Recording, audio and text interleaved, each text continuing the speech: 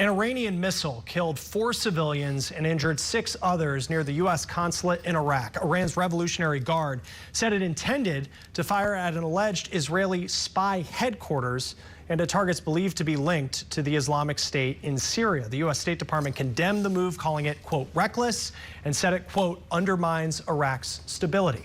The U.S. says it launched another strike against the Yemen-based Houthis. It hit several anti-ship missiles in what marks the 3rd assault on the Iranian-backed group. Now, the latest strikes follow another announcement that the U.S. intercepted a ship carrying Iranian-made weaponry last week in the Arabian Sea. Navy SEALs discovered the weapons during a raid, saying they were heading to meet the Houthis. Now, in the process of transferring to the vessel, one Navy SEAL was knocked into the water by high waves. Then a teammate went in after him. Both are still missing as we speak. The Houthis have not acknowledged the seizures of the weapons, but yesterday they vowed to retaliate against all future aggression from the U.S. and the U.K., acts that Qatar's prime minister warns could escalate conflict. We always prefer diplomacy over any military resolutions, and we believe that we shouldn't just focus on those small conflicts. We should focus on the main conflict in Gaza. And as soon as it's diffused, I believe everything else will be diffused. Houthi rebels launched a missile at a U.S.-owned bulk carrier in the Gulf of Aden yesterday after U.S.-led airstrikes targeted Houthi positions on Saturday. I want to bring in Gerard Felitti right now, senior counsel at the Lawfare Project. He's litigated counterterrorism cases and is a Middle East scholar. Thank you for taking the time to be with us. So when we hear about these airstrikes, they are very targeted strikes. The U.S., U.K. hitting facilities, might be a place that houses missiles. Right now, what's the line that the U.S. does not want to cross for this to escalate further?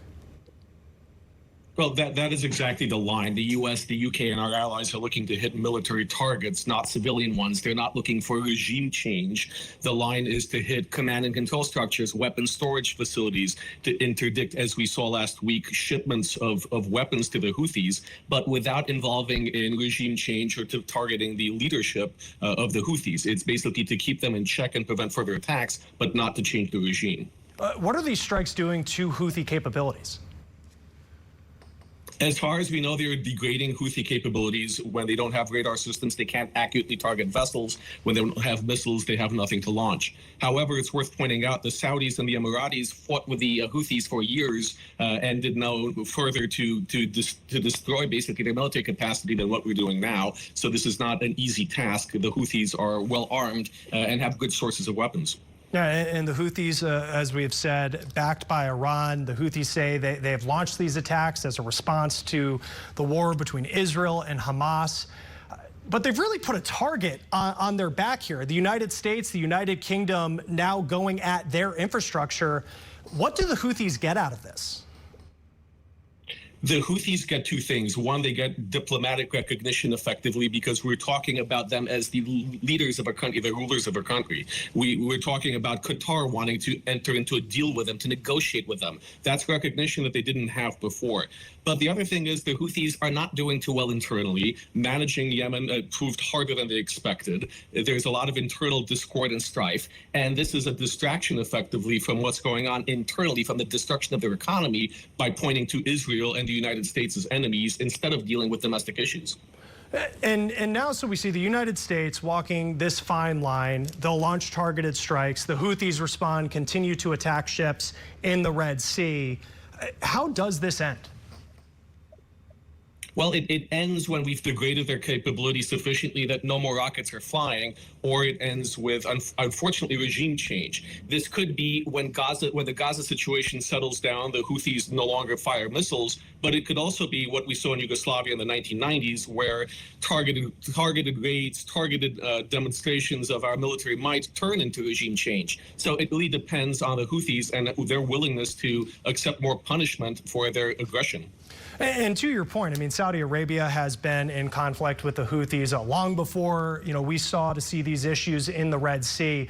What more could the United States do to force a regime change?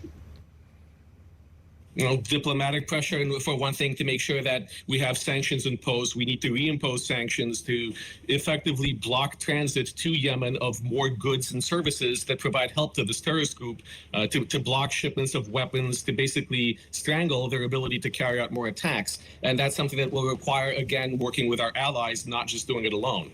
And for our viewers who don't follow politics or international politics, international conflict on a regular basis, how important is this part of the world when we talk about ships being attacked in the Red Sea? Well, to put it in context, Europe, a lot of the oil and the goods that reach market in Europe come through the Suez Canal, and the only way to get through the Suez Canal is to pass through the Red Sea, which is what the Houthis are attacking. Going around Africa adds 9 days to 10 days and millions of dollars in cost to goods and services, and it really puts a chokehold on the European economy, and then it affects America as well. So this is a major trade route, and the hassle of being targeted, of having ships targeted there, is creating economic problems in Europe, which have effects on the U.S. as well. And when we hear about, we certainly talk about it with Hezbollah in Lebanon as well. These are Iran-backed militant groups. How much impact does Iran have in their strategy? We know they're supplying the weapons. Well, Iran has always used proxies to conduct its wars and its fighting. It doesn't want to risk its soldiers directly, so it's relying on the Houthis. It's relying on Hezbollah, on Hamas. That's their policy of the IRGC, the Iranian Revolutionary Guard Corps, the Quds Force, is to pay foreigners, essentially, to do their fighting for them. So Iran has a tremendous influence. They give permission, essentially, for these attacks to happen, and they use that to advance their own aims, and part of this does have to do with strangling oil on the market and having a better market for Iranian oil. Gerard Felitti, Senior Counsel at the Lawfare Project. Thanks for your insight. We appreciate it. Thank you.